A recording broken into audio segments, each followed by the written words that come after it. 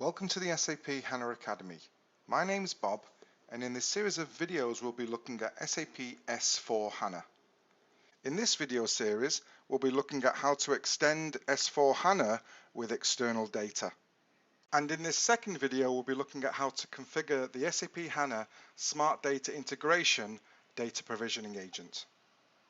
Please note that this video set shows certain features in the SAP HANA database which may require specific licenses even if you are using S4 HANA. If you are using your own S4 HANA system and are not using the S4 HANA trial, please contact your account executive or partner manager to see if you are licensed to use these SAP HANA database features. They are SAP HANA Smart Data Access, SAP HANA Smart Data Integration, creating a virtual table in SAP HANA, and creating a calculation view in SAP HANA. In the previous video we loaded some data into Hive, and what we need to do now in this video is actually set up the SAP HANA data provisioning agent. So there's an assumption when it comes to this video in that you've already installed the SAP HANA data provisioning agent. If you're not sure how to do it, if you do a search for our website, which is academy.saphana.com, that will link you to our YouTube channel. At the bottom of this YouTube channel, you'll see that we've got a section called provisioning, and there's 60 plus videos on SAP HANA Smart Data Integration and Smart Data Quality. There's a few videos in this playlist that we'll assume you have watched. So one of them is on how to install the SAP HANA data provisioning agent. Now it's got a kind of a funny name. It's actually this video on Twitter replication part 1 of 3, because essentially the install is very similar. Now as you can see, this video was for SPS 09. I installed the SPS 12 version, so it's essentially the latest version available within Service Marketplace. This gives us both the connectivity to Hive as well as file formats, which we're going to look at in the next video. So you'll need to watch this video. Additionally, it will be useful if you are also to watch the second video, which is on user authorizations. We're going to create a specific user to carry out some tasks, and that user will need some rights. I'm going to recap it very quickly here, but if you want more in-depth information, it's a good idea to watch that user authorizations video as well.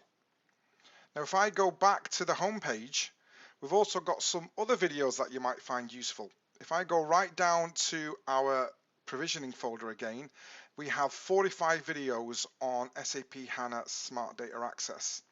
So this includes connecting to Hadoop and creating what are called remote data sources. So it would be useful for you to watch the Hadoop specific videos in this playlist, because again it will help you and give you more information on how we connect SAP HANA to Hadoop. We've got various ways of doing it, and this playlist will show you all the different ways. So assuming you've installed that data provisioning agent, what we're going to have to do firstly is create ourselves a specific user within the SAP HANA Studio. So of course we use the SAP developer tools for Eclipse on this S4 HANA partner image. And again, watching those few videos within the Academy's website will help you understand some of the concepts I'm going to go through quite quickly in this video. So one of the first things that we need to do when we've logged into the SAP HANA Studio is check that the DP server is on. So I'm going to do this in my SAP HANA administration console. You've been using the ABAP console in previous videos. We'll select the system connection. You should have 3, of course: BPinst, SAP HANA DB, and system. And then when you select system, you can select here your console. So the first thing, again, it's covered in the video, how to turn on the data provisioning server, is to make sure that that DP server is on. So on the right hand side, you'll need to click on the tab which is landscape. And here you can see in a few seconds that the DP server here is on. So when you've done that, what we're going to do is create ourselves a specific user. So I'm going to launch myself a SQL console, and we're going to run the following script. So what we're going to do is essentially create ourselves a user called SHA user. We're creating a package called SHA user, and the main 3 rights we have to allocate are these 3 at the end, which enables us to create a remote source, administrate the adapters and also the agents. So they're really the only 3 rights you have to add as that user. But I'm going to run this script. It's all explained in that user authorizations video. So when you've executed that, what we should do on the left-hand side now we've created that user, is create a connection.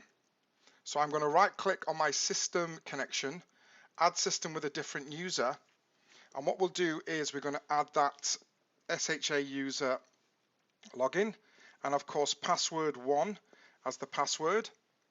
And of course what's going to happen is that you will be prompted to change the password. So if I click next and finish, all you'll have to do is enter yourself in a new password. So I'll type in the old password here, and I'll type in my new password here, and then I'll click on OK. Okay, we can see the password's changed.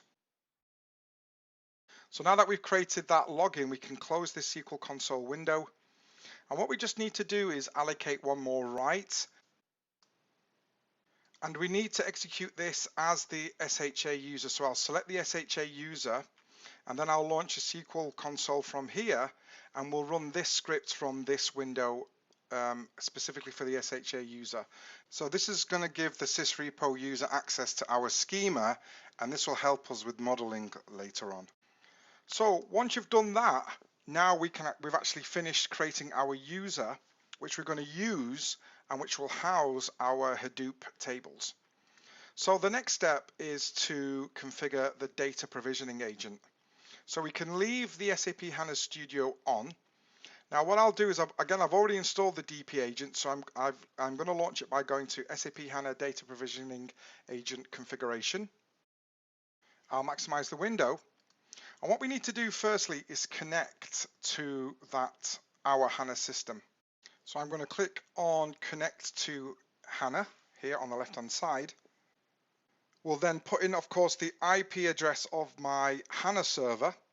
We'll put the port, which for me is 30215, and then we're going to log in as that user, which is called SHA user, and we'll then put in our password, and then I'll click on Connect.